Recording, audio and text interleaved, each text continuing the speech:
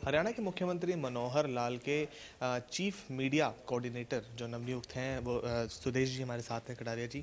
यदि बात की जाए, आज आपको एक पदभार मिला है, पहले तो बहुत बहुत बधाई आपको। धन्यवाद जी। सर, क्या कुछ प्रमुखताएं रहने वाली हैं, क्या कुछ प्लानिंग लेकर आप आए? सबसे पहले तो मैं ऐसे संत और ईमानदार मुख्यमंत्री को बधाई और धन्यवाद देता हूं कि एक दलित समाज के एक व्यक्ति को, आखिरी पंक्ति में खड़े आखिरी व्यक्ति की प्रतिभा पहचान के और अपनी टीम में शामिल किया। मैं उनका अभिनंदन और धन्यवाद करना चाहता हूं दिल की गहराइयों से। और मुझे ही नहीं, मनोहर लाल जी पीड़ित और वंचित वर्ग की हमेशा हित की बात करते आए। 1966 में हरियाणा बना, उसके बनने के बाद बहुत सारे मुख्यमंत्री आए चले गए, सरकारें आई और चली गई, लेकिन किसी ने दलित वर्ग की, वंचित वर्ग की सुध नहीं ली। सबने पूर्व की सरकारों ने वोटों का साधन समझा और उनको इस्तेमाल करके इनको सीढ़ी बना के चढ़ा के और लात मार के चल दिए। एक नारा दिया करती थी कांग्रेस, बहुत पुराना, गरीबी हटाओ। घरी नहीं गरीबी, एक नारा दे के सत्तासीन हो जाते और चले जाते। लेकिन सही मायने में अगर इनकी किसी ने सुध ली, अगर इनके हक हकूक की किसी ने लड़ाई लड़ी, तो संत और ईमानदार मुख्यमंत्री मनोहर लाल जी ने लड़ी। यदि यदि सर योजनाओं की बात की जाए, सरकार की योजनाएं जिस प्रकार चल रही हैं, उन योजनाओं को और लोगों तक पहुंचने के लिए क्या कुछ स्टेप्स रहने वाले हैं? मैं बता तो रहा हूँ, एक ऐसा पीड़ित समाज जिसको सरकारी योजनाओं का लाभ ही नहीं मिल रहा था, 39 लाख लोगों के पोर्टल के माध्यम से मनोहर लाल जी ने एक क्लिक पे जोड़े। जो 39, समझो 39 लाख कितनी बड़ी टिकट होती है। 39 लाख लोग सरकारी योजनाओं का लाभ ही नहीं ले रहे थे। इससे बड़ी उपलब्धि हो ही नहीं सकती कोई। योग्यता के आधार पर नौकरियां। दलित समाज के व्यक्ति के पास ना तो पैसा था, ना रसूख था, ना लाइसेंसिंग वो करनी आती थी उनको, तो गरीब और पीड़ित समाज था। मुझे लगता है जो योग्यता के आधार पर मनोहर लाल जी ने नौकरियां दी और एक नया इतिहास रचने का हरियाणा में काम किया, उसको सबसे ज़्यादा फायदा दलित समाज को पहुंचा है। तो लाखों नौकरियां दी है, 1.25 लाख के तकरीबन नौकरियां दी है। मुझे लगता है सबसे ज़्यादा दलित और पीड़ित समाज को उन्होंने लाभान्वित करने का काम किया है। और मनोहर लाल जी ने और बहुत सारे चूल अचूल परिवर्तन हरियाणा प्रदेश में किए। जैसे मैंने कहा, बीपीएल कार्ड के माध्यम से 39 लाख लोगों को जोड़ना।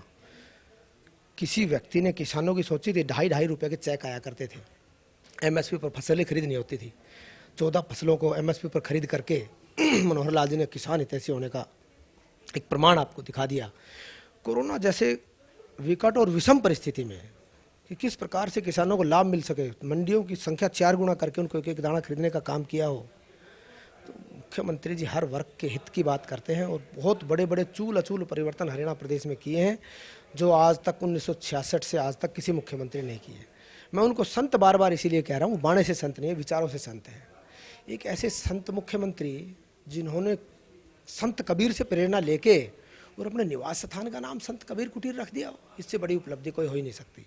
दलित समाज के जितने महापुरुष हुए, डॉक्टर BR अम्बेडकर, कबीर जी, रविदास जी, जब हम इनकी जयंतियां मनाया करते थे, झोली बांध के 10-10 रुपया मांगा करते थे। 10 रुपये दे दो, 20 रुपये दे दो, दुकानदार से मांगते थे, व्यापारियों से मांगते थे और चंदा इकट्ठा करके हम उनकी जयंतियां मनाया करते थे। लेकिन मनोहर लाल जी ने सत्तासीन होते के साथ सबसे पहले कहा कि जितने महापुरुष हैं उनकी जयंतियां सरकारी तौर पर मनेगी। एक गांव का सरपंच भी मनाएगा, प्रदेश का मुख्यमंत्री मनाएगा। बाणे से संत ने, विचारों से संत है। वैसे चूल अचूल परिवर्तन जो किसी ने सोचे भी नहीं थे, ऐसे परिवर्तन उन्होंने हरियाणा प्रदेश में करके दिखाए हैं। और मुझे बिल्कुल नहीं लगता कि तीसरी बार कहीं कोई सरकार को आने में चुनौती है। बहुत ऐसे बड़े बड़े काम मनोहर लाल जी ने किए और प्रदेश की जनता खुश है। योग्यता के आधार पर नौकरी, पोर्टल के माध्यम से लोगों को सेवाएं, किसान हित की जितनी बात करूं मैं, कोई वर्ग अछूता ही नहीं रहा। और लोकतंत्र में सबसे बड़ा जनमत है वो मनोहर लाल जी के पक्ष में है, सरकार के पक्ष में है। सबसे बड़ा जीता जागता उदाहरण मैं आपको दूं तो मनोहर लाल जी का ये दूं कि जो विपक्ष, खासतौर पर भूपेंद्र सिंह हुड्डा पिछले 6 महीने से राग अलाप रहे थे कि अगर मैं सत्तासीन हुआ और सत्ता में मैं आया, हमारी सरकार आई, तो पोर्टल को फाड़ के फेंक दूंगा।